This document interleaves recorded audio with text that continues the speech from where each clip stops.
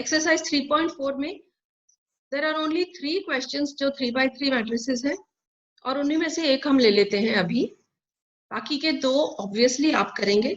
एक और सोल्यूशन मैं आपको भेज दूंगी जरूर, बट तब तक आप ये वाले इनको जरूर करेंगे।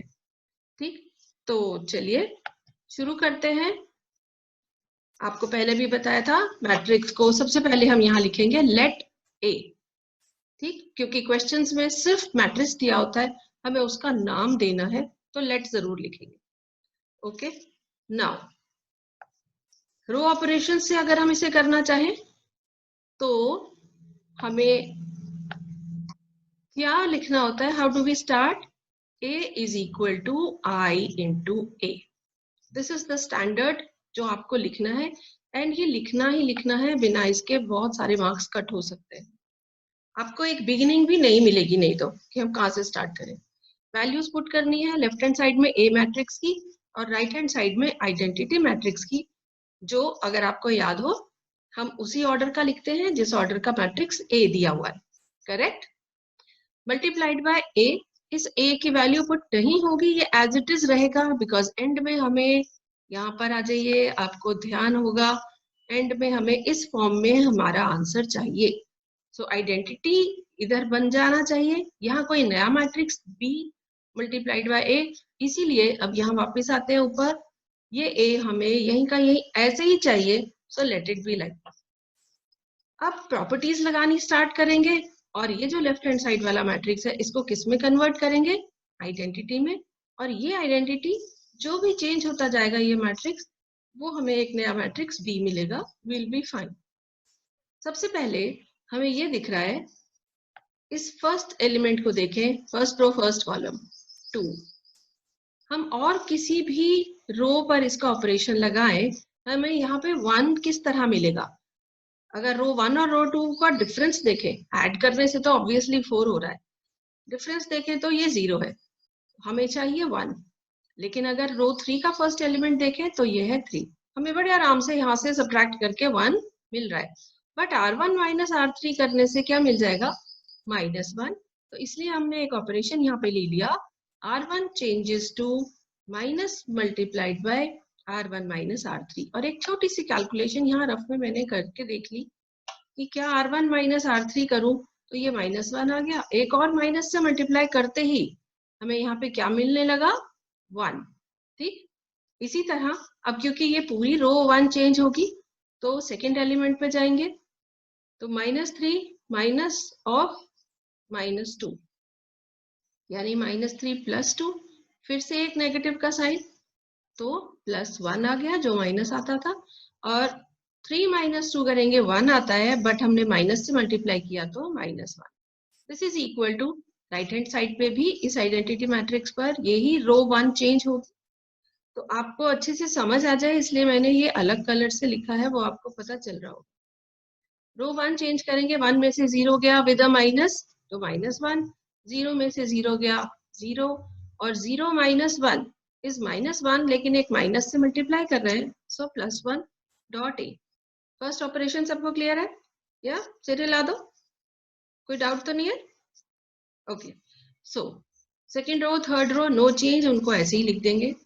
अब नेक्स्ट एलिमेंट पे आते हैं, यहाँ पर है 2, तो हमें ये क्या दिख रहा है, हम इसको कैसे चेंज कर सकते हैं? 2, R2 को चेंज किया, R2 माइनस 2 मल्टीप्लाइड बाय रो 1, रो 1 को 2 से मल्टीप्लाई किया तो 2 हो जाएगा, 2 - 2 कर देंगे, यहाँ हमें 0 चाहिए, वो मिल जाएगा। ठीक है, साथ ही साथ हम सेकंड रो के साथ ही इसी स्टेप में थर्ड रो को भी चेंज कर सकते हैं।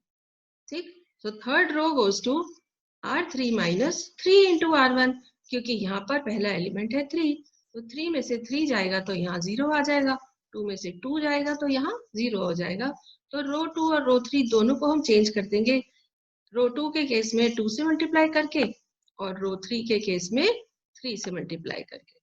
ठीक, तो ये सिंपल सी कैलकुलेशंस है, आप इन्हें करेंगे, समझ लेंगे, कुछ मुश्किल ऐसा नहीं है जो मैं एक एक एलिमेंट यहाँ पर आपको बताऊं कि 2 में से 3 गया तो -1 आएगा।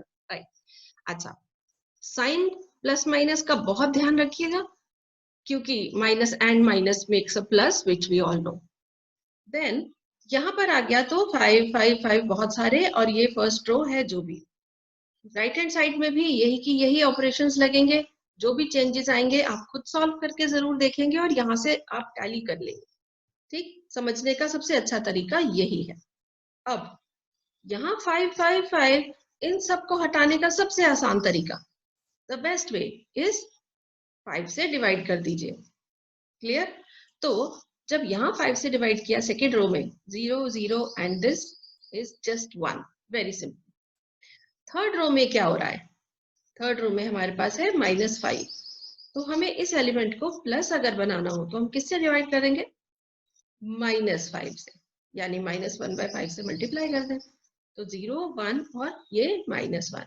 ये साइन चेंज करने का क्या फायदा हुआ? हम 5 से भी तो डिवाइड कर सकते थे। अभी एक नेक्स्ट स्टेप में देख लेंगे। सिमिलरली आपको यहाँ भी 5 से डिवाइड करना है आइडेंटिटी मैट्रिक्स का, ये जो भी अब बनता जा रहा है।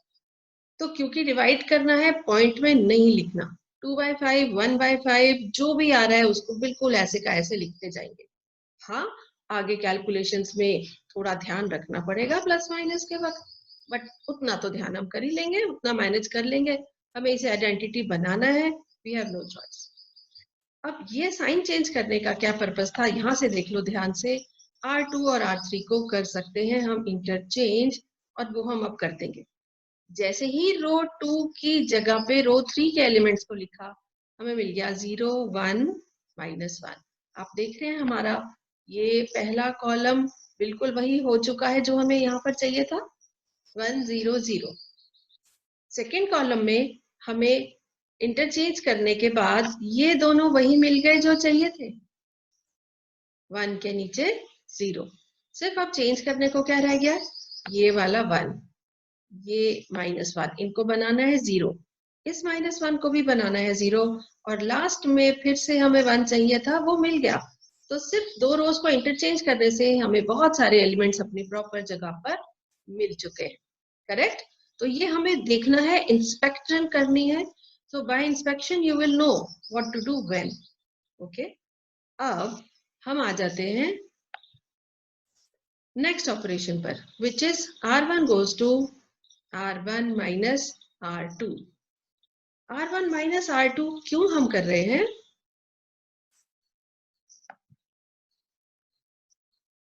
R1 minus R2 क्यों कर रहे हैं? हमें यहाँ पर 0 चाहिए। किस में 0 चाहिए? रो 1 के एलिमेंट्स में। ठीक है, तो रो 1 को ही चेंज करेंगे। अब 1 में से 1 गया, क्या बन गया? 0, और -1 में से -1 गया, सेम नंबर है। यहाँ छोटी सी कैलकुलेशन मैंने इसलिए कर दी कि आप चलो देख लोगे। -1 माइनस ऑफ -1, यहाँ भी 0 मिल गया।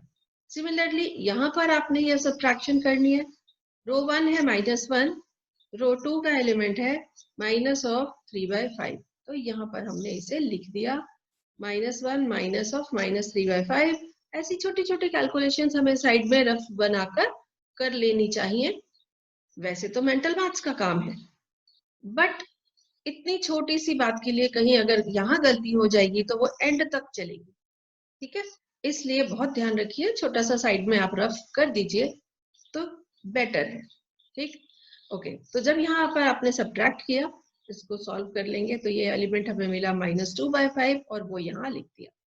ठीक है, इसी तरह 0 - 0, नो प्रॉब्लम, नो चेंज, और ये आएगा 1 - 2/5, तो ये आ जाएगा 3/5। तो जो भी कैलकुलेशन आएगी वो आप करेंगे ध्यान से, and this is what we get. Now इतना मिलने के बाद अब हम इसको और ध्यान से देखते हैं कि अब हमें इससे टैली कर लिया आइडेंटिटी से, अब हमें और क्या करना है, क्या रह गया? तो हमें ये पता लग रहा है कि सिर्फ ये एक एलिमेंट है -1, जिसको अब हमें बनाना है 0, और बाकी सारे एलिमेंट्स हमारे अपनी प्रॉपर प्लेस पर हैं। जो इनकी प्रॉपर प्लेसेस हैं वहां है, केवल ये 0 हमें चाहिए। तो ये 0 कैसे मिल पा रहा है? थोड़ा सा अगर हम ध्यान से देखें तो R2 को चेंज कर देंगे, R2 plus R3, R2 plus R3, 1 और -1, इनको हमने ऐड कर दिया, तो ये क्या बना रहा है हमारे लिए? 0। और बाकी सबको ऐड करने से कोई फर्क नहीं पड़ रहा, बिकॉज R3 के बाकी के एलिमेंट्स 0 है। सो रो 2 हमारी चेंज नहीं होगी। ठीक है, क्लेवर स्मार्ट स्टेप। तो 0 1 0 इधर आ चुका, और इधर भी ऐड करेंगे, छोटी छोटी प्लस माइनस फ्रैक्शंस वाली हैं, ध्यान से करेंगे, बट क्योंकि इन्हीं गलतियों की वजह से इसीलिए मिस्टेक्स कहलाती हैं, जो हमारा आंसर गलत हो जाता है। अदरवाइज इन क्वेश्चंस में कोई खास ऐसी कैलकुलेशन, कोई खास ऐसा टेक्निकल पॉइंट नहीं है कि गलती हो। You all can take full marks in this. ठीक है, ओके ओके। सो हमें क्या मिल गया और हमें क्या लिखना है? Identity is equal to B into A. This is what we have got. Identity है, ए है, और ये एक नया मैट्रिक्स मिल चुका है जिसका नाम हम रख देंगे बी। जैसे ही हम ये लाइन लिख देते हैं I is equal to B into A, हमें क्या मिल जाता है? A inverse is equal to B, and this B is what we have got here. So we write this whole matrix as answer. बड़ी clearly आपको यहाँ पर specify करना है कि ये ए इनवर्स है, और तब ये वाला मैट्रिक्स आंसर आया। ठीक, हमें क्वेश्चन में जब ए दिया होता है कि इनवर्स निकालिए, तो हमें उसका इनवर्स भी आंसर प्रॉपर फॉर्म में देना है। Is that clear to everyone? I